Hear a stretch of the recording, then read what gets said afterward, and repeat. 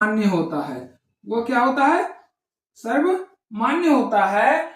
इस प्रोसेस या जो है इस कारण कहा जाता है, बहुत प्रचलित है कि ब्रिटेन की संसद किसी भी चीज को बना सकता है, सिर्फ या सिवाय जो है किसी स्त्री को पुरुष और पुरुष को स्त्री बनाने के सिवाय कोई भी कानून, कोई भी चीज को बना सकता है। यानी सभी चीज बना सकता है। ब्रिटेन की संसद में सब चीज जो है वहां बनाया जा सकता है, क्योंकि यहाँ जो है लिखित संविधान है। सबसे पहले ब्रिटेन में क्या है? लिखित संविधान नहीं है।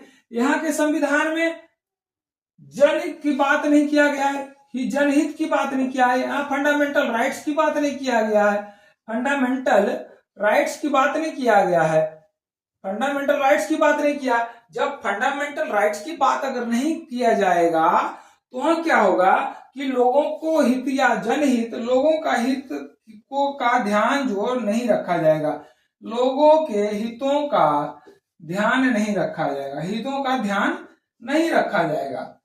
यानी संसद के द्वारा लोगों के हितों को नजरअंदाज करके भी कानून बनाया जा सकता है, जिसमें लोगों के मौलिक अधिकारों का हनन हो सकता है या होता है, हो सकता है या होता भी है।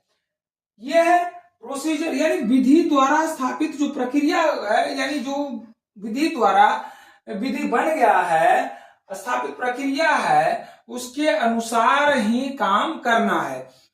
दूसरा एक व्याख्या जो हुआ ड्यू प्रोसेस ऑफ लॉ, हुआ क्या था मेनका गांधी केस में 78 में जो है बहुत सारे लोगों को पुराने दैहिक स्वतंत्रता का हनन किया गया।